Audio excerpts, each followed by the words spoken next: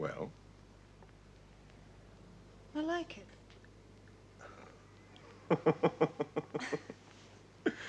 Do I detect a certain reserve in your voice? No, I think I said exactly what I meant. Now, if you asked me whether I thought it would ever replace the wheel... Ah, you'd have to admit that your loyalty to your 100 best tunes remained unshattered. No, I think my loyalty is to whatever piece I'm listening to at the moment. Provided it's by Tchaikovsky, Sibelius, Brahms. Is there something wrong with that?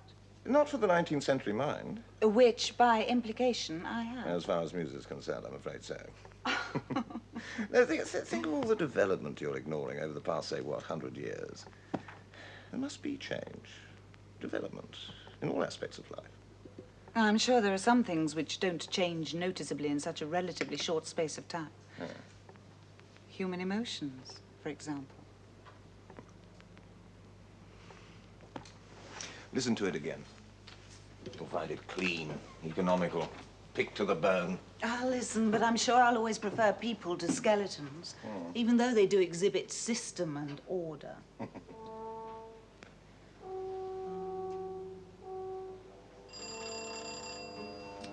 Excuse me.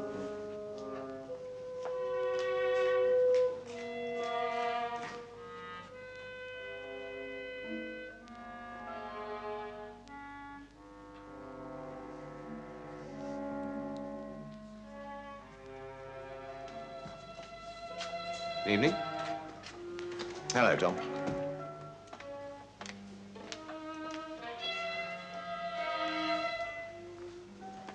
What the hell's that? Music for the development of the human race. And I'm all for regression. Can we have the volume down a bit? Preferably a lot.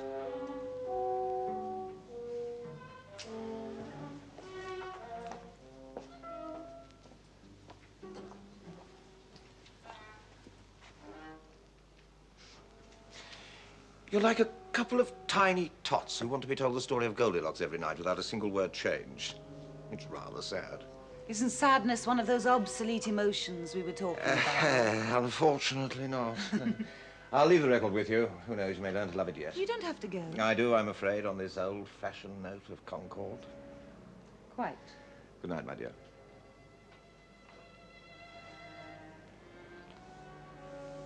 Good night, Tom. Good night. I can see myself. Good night, Roy.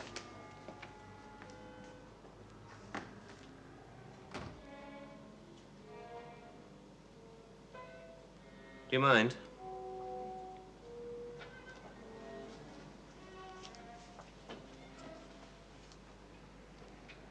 Thank you. And I'll thank you to let me be the judge of who is welcome in my house. Specifically, Roy. You were having a very pleasant evening till you decided to spoil I'm it. sorry, I've had a bad night. I'm not in the mood for Roy's hygienic thinking. But then I don't suppose you're in the mood for my special brand of self-pity. Not if it's only self-pity. I don't know if it is or not. I've been at the clinic visiting Michael. Is he any worse? Could he be? Oh, look, I better go. This was a mistake. No, don't be silly. I'm glad you came. Have a glass of wine. Thanks. You are still not sleeping. No. Because of Mike? Why don't you come away with me for the weekend? You bold hussy. There's nothing to be afraid of. You'll be well chaperoned. I've been asked to spend the weekend in the country with an old friend. Well, won't you mind me coming with you? She won't. And I'll be glad of you to act as a little light relief. Karen's got problems. She does her best, but I don't think she copes very well. And I've a new group to test for PK next week. I could do with a break before I start. You could. I'd enjoy it a lot more if you came too. You talked me into it.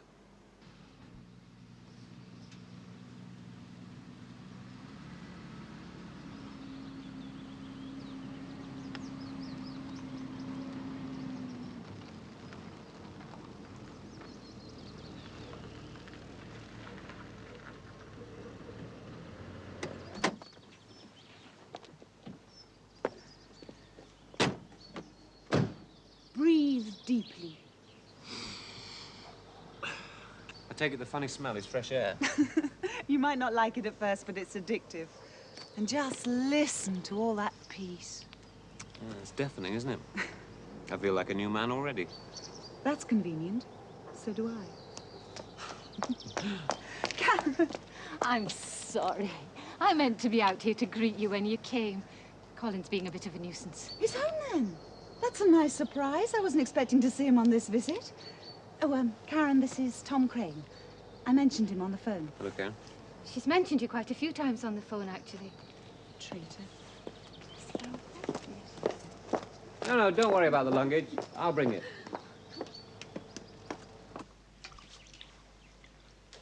Where's Colin, then? He doesn't usually take so long to come and see me when I arrive. He's in the doghouse, I'm afraid. He got into some trouble at school and the headmaster sent him home. That doesn't sound like him. That's what I thought the first time. But now I'm beginning to have my doubts. I didn't know he'd been in trouble before. Yes, at his last school. That's why he had to leave. I see. You never told me. I wasn't very keen on advertising it. I thought it would all stop when we moved back up here. What has he done this time? I'm not really sure. The headmaster's letter was a bit vague and Colin won't talk about it. Shouldn't you have phoned the headmaster and asked him? Oh, I did. It wasn't much help, I'm afraid. He just waffled away about damage to school property and the other children being afraid of Colin. I took it he'd been vandalizing things and bullying the other kids. I don't believe it. That's not the Colin I know. I was rather hoping you'd have a word with him, Anne. Well, of course I will. Just can't seem to get through to him. He said he was sent home from his last school. What for? Much the same thing, I think. They were vague as well. I just don't know what I'm going to do. I can't keep him at home here, you see.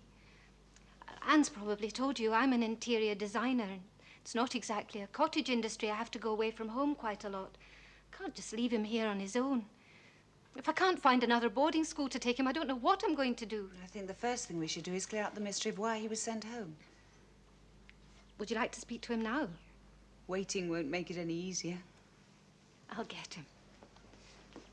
Excuse me.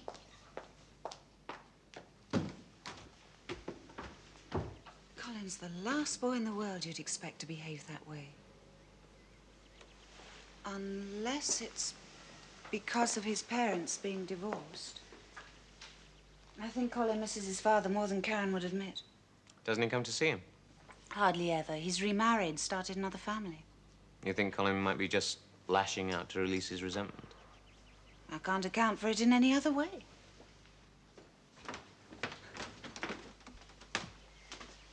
Aren't you going to say hello to Anne? Hello, darling. Hello, Anne. You've grown up a lot since I last saw you. Come and meet my friend. I'll make some more coffee. Colin, this is Tom Crane. Hello, Colin. Tom's a journalist. You used to say you wanted to be a writer. Yes. We've got something in common then. Your mother tells me you've been sent home from school. I don't want to talk about it if you don't mind. If they're blaming you for something you didn't do, I think you ought to. Did you do it, Colin? It doesn't matter. Of course it matters. If you did do those things, we've got to find out why. If you didn't, we've got to stick up for you. Do you realize how serious this is? Your mother might not be able to get you into another boarding school. I don't want to go to another boarding school. I want to stay here. I'm sure Mummy wants that too, but she has to work. You can't stay here with no one to look after you. I can look after myself. Tell her that, Aunt. Tell her she mustn't send me away. It would only happen again. Well, what do you make of that? Sounded like a case of emotional blackmail to me. Except that he didn't seem to be threatening. He seemed to be terrified.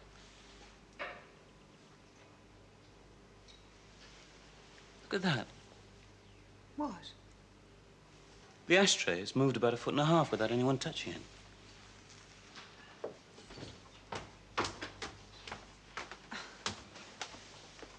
Karen, has Colin ever broken anything? Do you know of a boy who hasn't? Yes, but was there ever a time when a lot of things got broken? Yes, but he said he didn't break them. I don't know why he lied about it. It's not as though I make a fuss about that sort of thing. But I just couldn't get him to admit he did it. Got all upset. Did he ever do anything else you thought funny? Hide things or move them? How did you know that? It happens to some children. They can't help it. Oh, it's nothing to worry about. They get over it. Well, I hope he does. Colin's father insists that he goes to a boarding school. What am I going to do if I can't find another place for him? Maybe his headmaster could be persuaded to take him back. I couldn't persuade him. I wouldn't know what to say. I could. I do know what to say. Would you, Anne? I'll drive over and see him tomorrow. Oh, but what about Tom? I'll be busy most of the day. Oh, I'm sure Colin can entertain me. We've got a lot in common.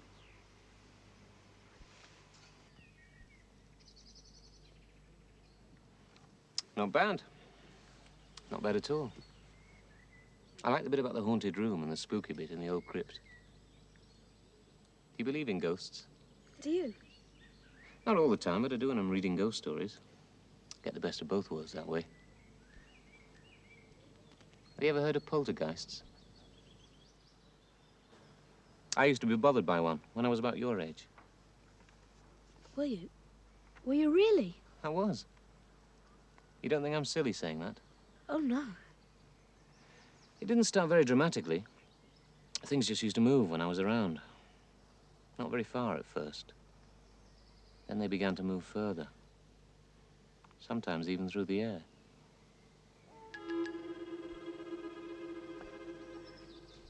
You do know. It happened to you as well.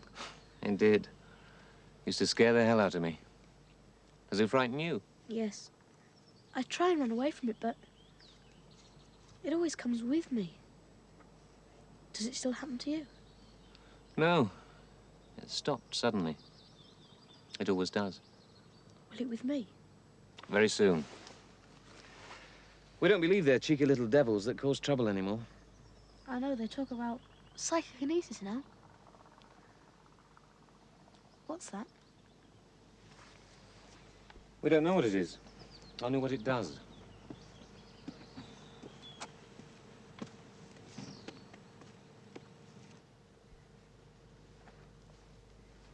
I'm glad now mine was a poltergeist. You know how I got over being afraid of him? I gave him a name. Timothy. Can you imagine being afraid of someone called that? When he went away, I almost missed him. What would you call yours? George? Bit sober and straight-laced. Fred? I like Fred. Now, what does he look like? Tall, short, fat, thin? He's short and bald and he's got fat, hairy legs. Now, are we going to be afraid of someone called Fred who's got fat, hairy legs? No. Well, off you go then, Colin. Write me a story about a boy who's got a poltergeist called Fred. He's short and bald and got fat, hairy legs. Is that what you think it is? A poltergeist? Yes, but it's not as bad as it sounds. Full of sound and fury, signifying nothing. I don't understand. Well, we don't know what these manifestations are caused by, but we know it's some kind of energy force that some people contain for a year or two of their lives. Usually when entering puberty. It's nothing to worry about. Hello? Hello? Well, I've seen Colin's headmaster. He's rather nice. That means you got what you wanted from him. No, it doesn't. But I did. Colin can go back after the school holidays. That's marvelous. But not right away. Well, the headmaster feels he needs another couple of weeks just to settle down. There is only one thing. If it's about the poltergeist, Karen already knows. Oh, good. Thank you. Well, he says although he's aware of this phenomenon in kids of Colin's age and is sympathetic towards it, that if it should happen again, he would have to ask Colin to leave. He'd have no choice, Karen. I can see that. But what can we do to stop it happening again? It's difficult to say. It's not as if it's something you can prescribe a course of antibiotics for. Oh, well, I think I'll go and tell Colin the good news. I was wondering if Roy might be able to do something for him. Like psychoanalyze the poltergeist. No, but he could put Colin in the right frame of mind. And what frame's that? You know as well as I do that it's usually related to puberty and tension. Well, I suppose Roy could put years on him. have it in for Roy just now, don't you? I just don't think that a psychiatrist without a noticeable trace of warmth is the person I go to ease my tensions. He can be very warm and very charming. Well, I don't seem to bring out that side of his nature. Colin might. I think I'll put the idea to Karen. It'll take him off her hands for a few days anyway. And put him into your tender, loving care. Yes. I suspect he doesn't get all he should sometimes.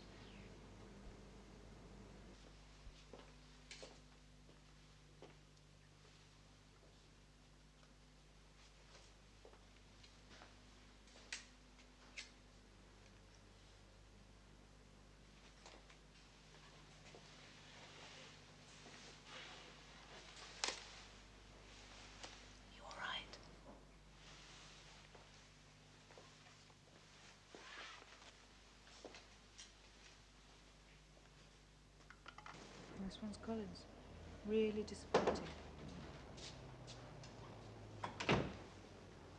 Why is Colin doing PK tests? We seem to have stumbled across something rather interesting. Oh, really? The stories of objects he didn't like, moving, breaking with their own volition, seem to suggest that his resentment can trigger off psychokinetic energy. Maybe the poltergeist didn't like them either. As a scientist, I find it very difficult to believe in poltergeists. I'm sure they find it just as difficult to believe in you. Tom. May I go on? The boy in his school tried to get him into trouble. The boy's room was wrecked. So? So we have a hypothesis that fits the facts. That this energy is not working at random. It is directed, subconsciously, towards particular targets. Now, if this proves to be correct, I think we can take giant strides forward. We brought Colin here to get rid of his poltergeist, not to develop The it. tests I'm doing are very elementary and harmless. And Colin's results are negative, I understand. Well, that's no more than I expected. We can treat those tests as a control and go on with some of another kind. I don't think you should. It's the only way we can find out anything, Tom. What does that matter compared to the possible effects on Colin? Of course it does. Otherwise, we wouldn't do it. He feels like a freak already. All you can do by testing him, especially if it's successful, is make him feel even more freakish and isolated. And that's the opposite of what we promised to do for him. I thought you said you wouldn't do anything without Karen's permission. I'm not. I'm getting in touch with her today. Well, it's only fair to tell you both I've already been in touch with her and advised her to refuse.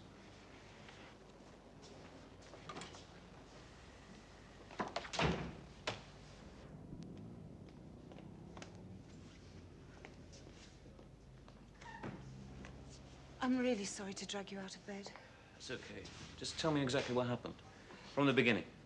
I woke up, heard a door banging in the wind, got up, closed it, looked in to see if Colin was all right, and he wasn't there. I didn't know what to do, so I called you. Can you think of anywhere he might have gone? Oh, I don't know. He doesn't know anyone here. Shall I call Karen? No, not yet. No point in upsetting her unless we have to. Did he take his clothes and things? No, he just seems to have got up and dressed and gone out. And he didn't leave a note? Well, I don't know. I didn't look. I'll go look.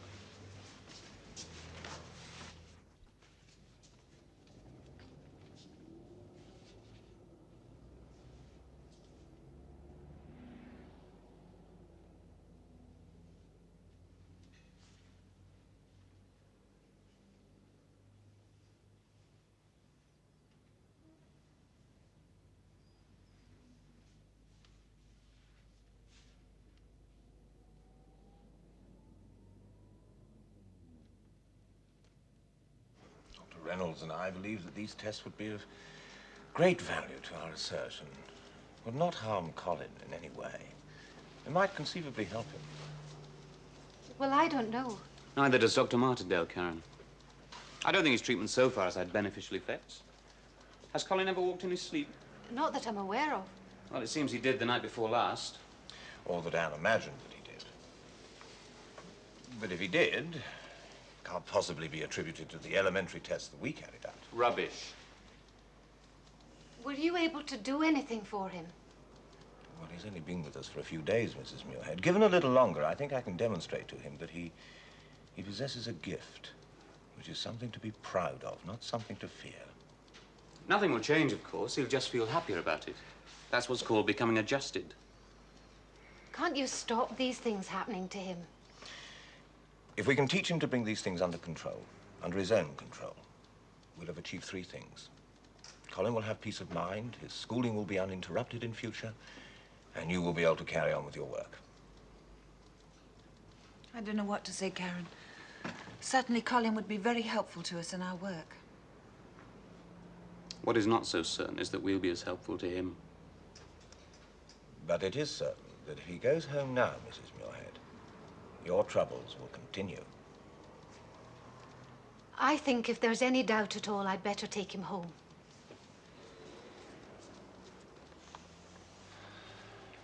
Then I must accept your decision, Mrs. Muirhead.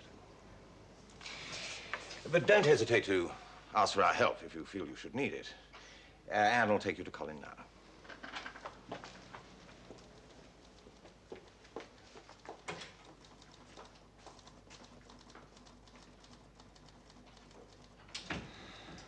I thought you took that rather well.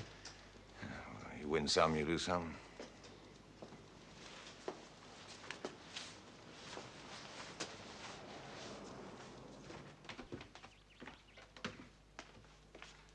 May I? Of course.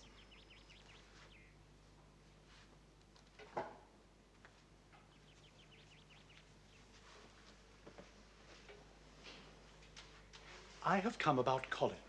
What's he done? Oh, nothing wrong, if that's what you think. I have come on a matter of national security. National security? I don't understand. If I said that my work was not unconnected with the Ministry of Defense, would that help? No, I'm afraid it wouldn't. I see. No, thank you. Then you don't know the importance we place on Dr. Martindale's research. He never told me. I don't suppose he did. But it is a matter of considerable national importance. We have had reports of your son's gifts, Mrs. Muirhead. And no doubt you have regarded them as something less than a blessing. But I can assure you that our country could, with your permission, benefit greatly from them. Is it something to do with those tests Dr. Martindale wanted to make? Very much to do with them. So you can imagine how disappointed we were when we heard that you had refused permission for Dr. Martindale to continue with the tests. Well, I'm very sorry, but Colin's health comes first. I'm sure we're all agreed upon that. But what leads you to believe that his health might suffer? Well, they told me he'd started walking in his sleep. And Tom Crane advised me to take Colin away. I am sure Mr. Crane's intentions are of the best, but he is not a doctor. Would you say that he was really qualified to express an opinion on the boy's health? No, I suppose not. And you suppose rightly. Dr. Martindale, on the other hand, is highly qualified, and he is sure that the tests would not be detrimental to Colin's health. On the contrary, he believes that by exercising his power, he could exorcise it. I don't know. I really don't know. We have already consulted Colin's father. He has agreed. Colin's father won't have to look after him if anything should happen to him. Nothing's going to happen to him, Mrs. Muirhead. There are three parties involved in this decision. Yourself, Colin's father, and Colin. Would it not be wiser to ask Colin's opinion? If he is against it, then we will consider the matter closed. If he is in favor, perhaps you would reconsider your decision. How do you like your room, Colin? It's great. Are you sure you wouldn't rather stay with me? You might feel funny being so long away from home. Why should I? I'm nearly always away from home. I remember you saying that you liked Superman, so I got some posters for your wall. Sometimes you surprise me, Roy. Do you think there possibly could be a Superman? Somebody does all the things that he does. Well, that's something our test is supposed to discover. Never know. Might find that you're Superman before we're finished. Would you like that? I don't know, sir.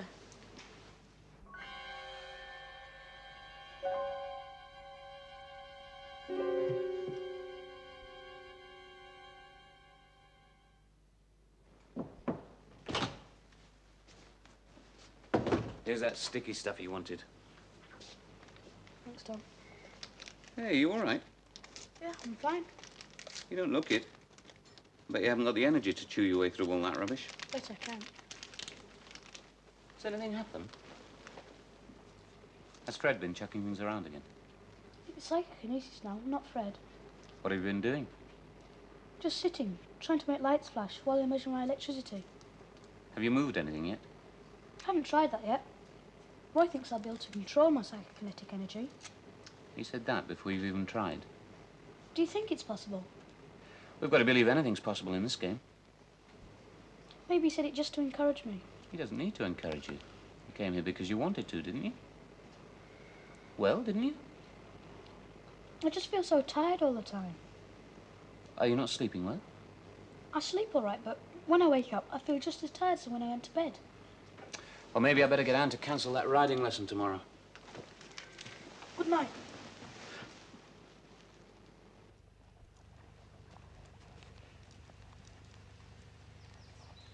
Tiny bit shorter. That's fine, I wonder which one will get dizzy first. Colin or the horse? Colin's looking a bit peaky, isn't he? Do you think maybe this work he's doing for you is taking too much out of him? It shouldn't be. I've seen some of the tests Roy's doing with him. They're not very advanced. I'm not sure I did the right thing letting him come. Even though that man said it was in the national interest and all that. What man? The man from the government department. Do you not know about him? No. I thought it was you that sent him. He came and told me how important it was that Colin went back to the unit. Mum, we're going for a ride now, okay? Fine. Take care now. Which department of the government did he say he was from? He said something about defence. And his name? I can't remember. I'm not even sure he gave me a name. Something the matter? No. No, of course not.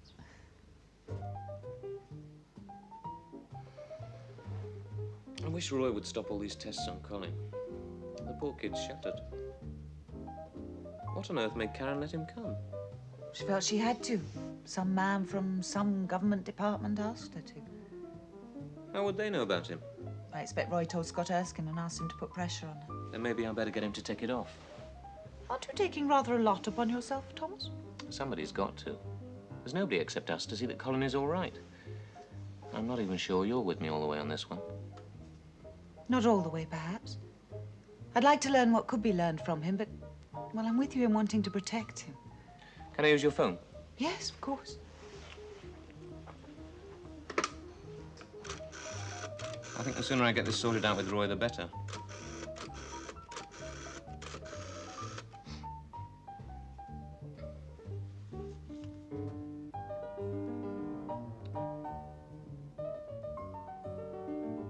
No answer. Maybe he's at the unit.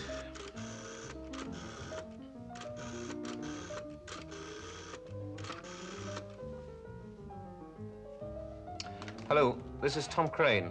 Could I speak to Dr. Martindale, please? Ah, okay. He's not there. Come on, let's go and see Colin. It's nearly 10 o'clock. He'll be asleep by now. Well, if he is, we can always come away. Oh, let's leave it till the morning. I want to go now. Why? I don't know. It's only because you're losing. Oh, I see. It's like that, is it? Yes. Okay.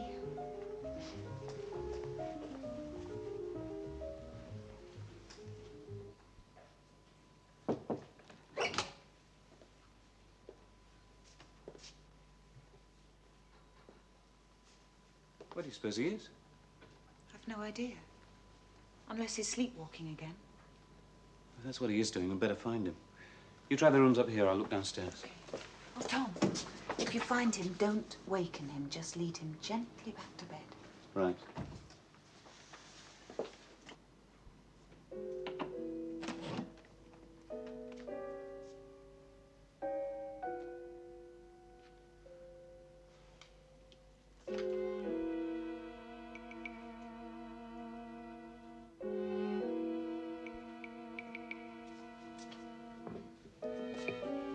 Nothing.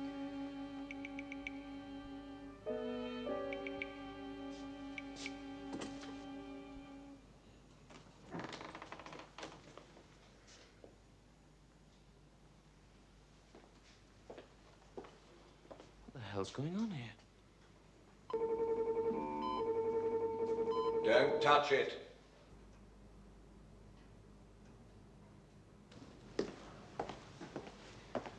Good evening. What exactly are you playing at, Martindale? I never play at anything, Crane. Please go to my office. I'll see you both there.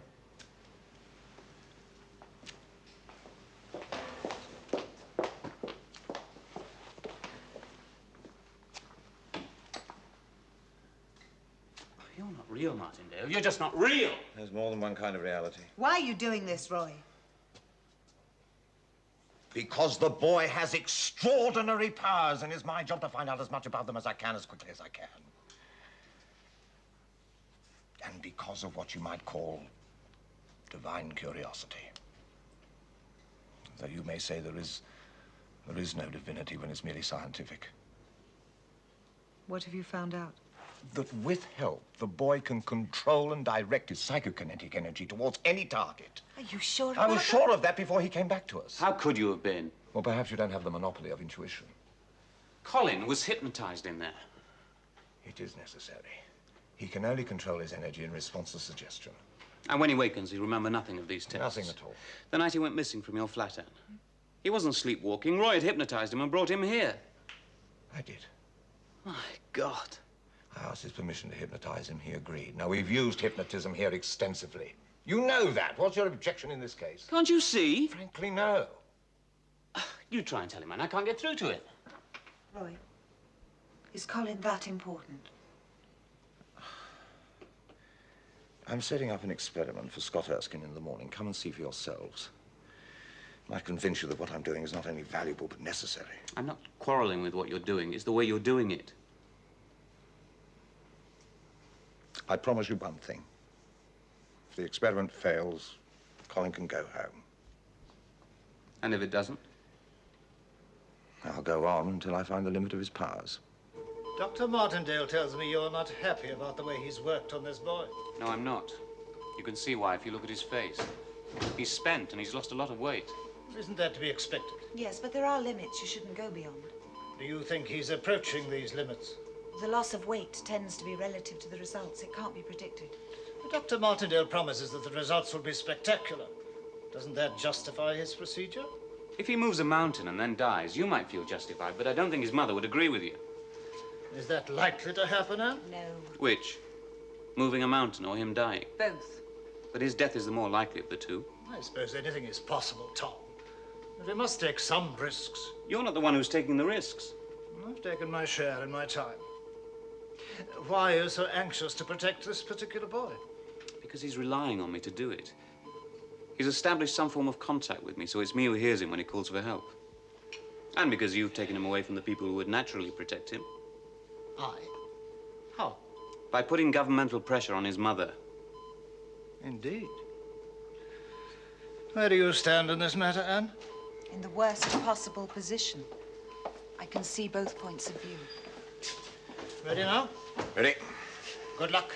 Luck is the last thing I want today. Bring the lights on, will you, please?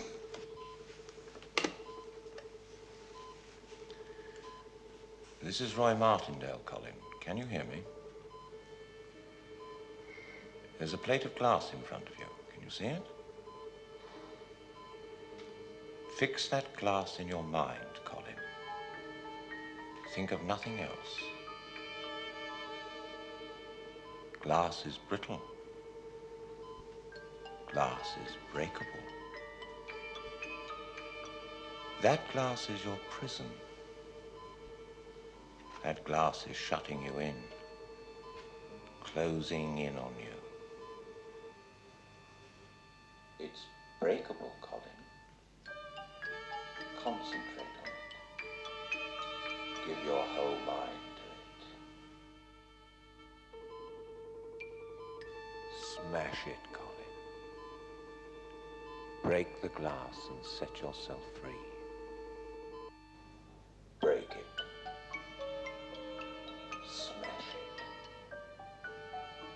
Destroy it.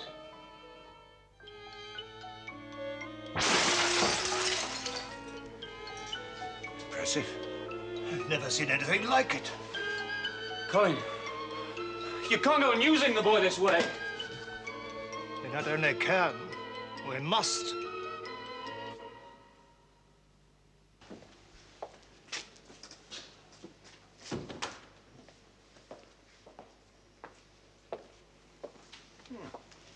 Looking better today, Colin. How do you feel? I'm fine, thank you. Good. He's bored to death. Can't we take him out somewhere? I thought you were the one who insisted he needed rest. Only from the experiments. I think another day in bed will do him good. If it builds up the tension, well, we can use that too. We've got a strenuous day ahead of him in the morning. This test is designed to check the range of Colin's power, to see at what distance he can affect objects, and also to see how he can affect them. Give me target 1, will you? Now, they're set up in a room in this building. Target 2. They're set up in a room about a quarter of a mile away. Number 3. And the bonfire's set up at about a mile. Does the boy know what the targets are? No. These contain photographs of the 3 targets. They're firmly sealed. Each envelope will be handed to Colin in turn. He'll be told to concentrate on the photographs inside. What makes you think he can do any of these things? Well, he has already done them in less ambitious forms. Sight unseen? Yes, or seen by some form of ESP. As before, Colin's in a state of light hypnosis to help him concentrate. I'll call out the targets to him, and he'll attempt to affect them in some way. We can observe any results on the monitors. Don't you think you're expecting too much of him? Well, let's take this to the boy. I expect nothing at all. We're ready, Roy. Thank you, Anne. Bring the lights down, will you?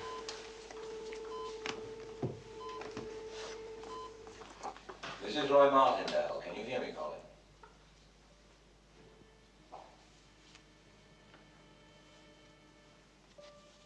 Can you see target 1?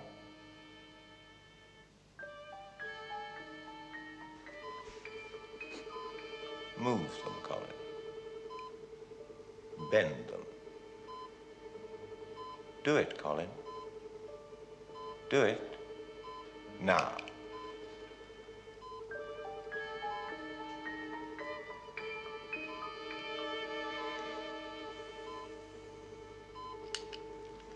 Target 1 unaffected.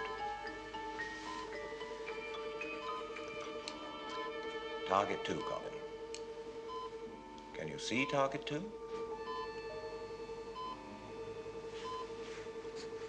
Push against it, Colin. Push it over. Feel its surface against your will. Push it over. Now.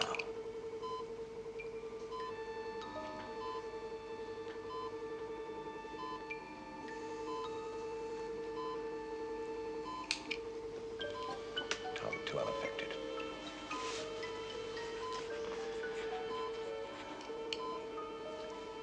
Target 3, Colin. You see target 3? Yes. Burn it, Colin. Burn it now.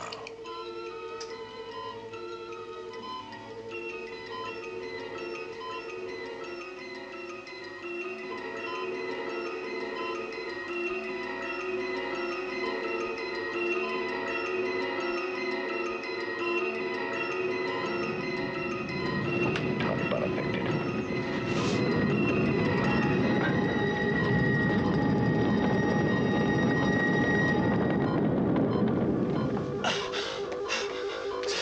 Something's happening. Something terrible's happening.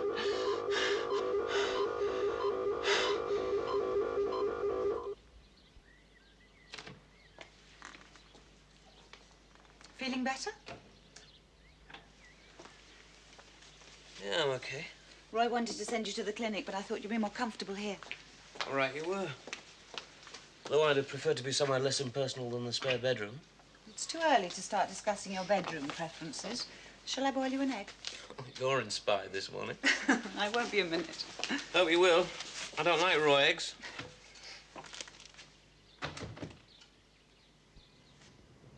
It went up at exactly the same time as the experiment. Coincidence.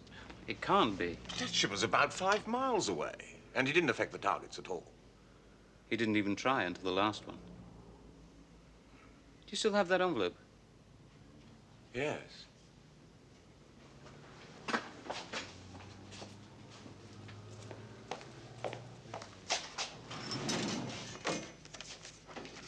All sealed just as they were.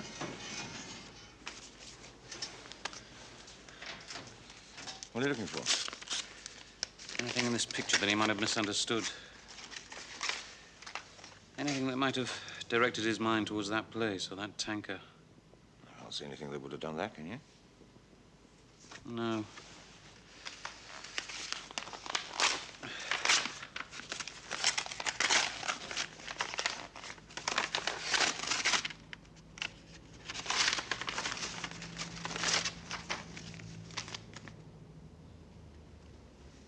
My God. How did that get in there?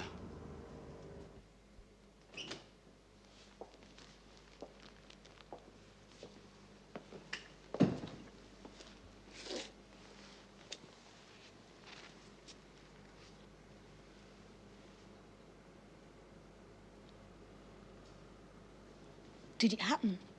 Did it really happen? Did what happen, Colin? Did it blow up? Did it burn? Yes. It was seeing the dead birds. It made me angry.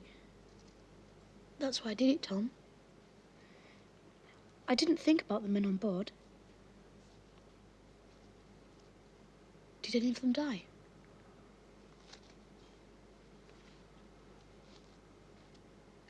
They all died, didn't they?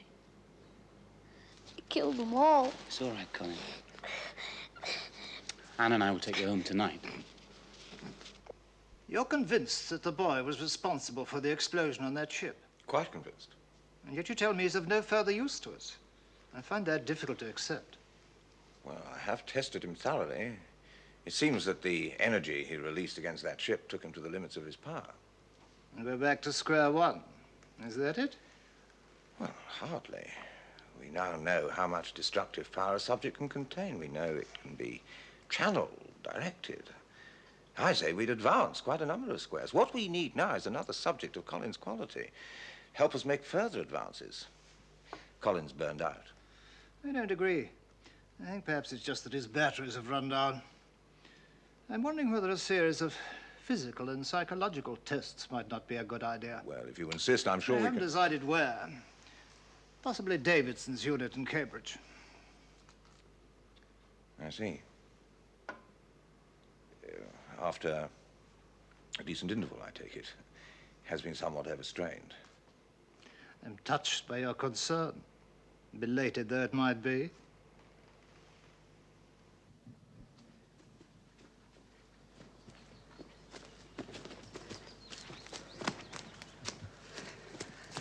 There. Did you feel better for that? Oh, wonderful. I don't know why he didn't carry straight on to John O'Groats. He couldn't have been far off. Come on.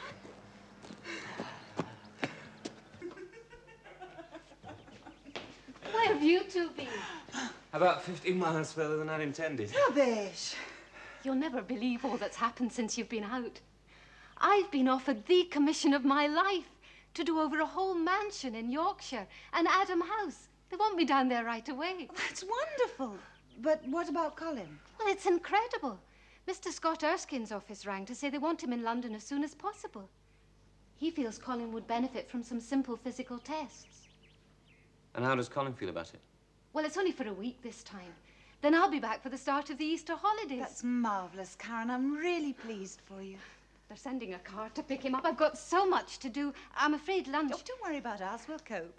It's all worked out so well I can hardly believe it.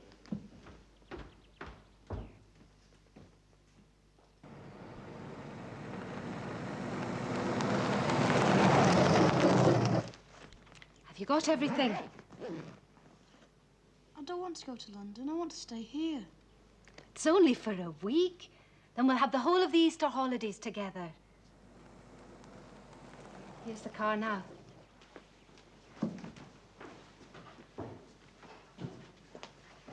Come on, sunshine. Hey.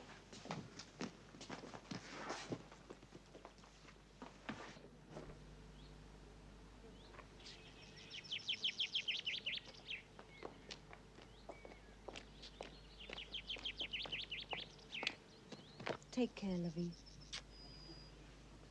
I shall expect a written account of your experiences. See you on Friday. Okay? I'll answer it.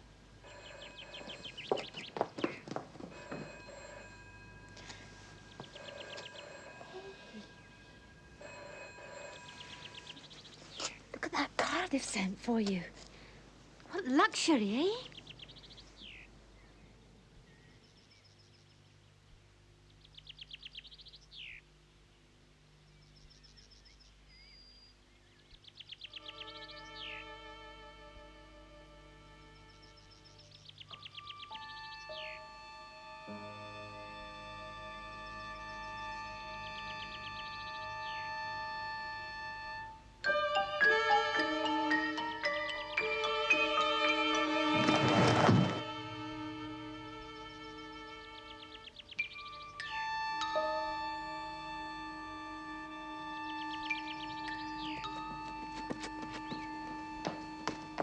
That was Scott Erskine's office. They said they want Colin for tests, and they'll be sending a car tomorrow.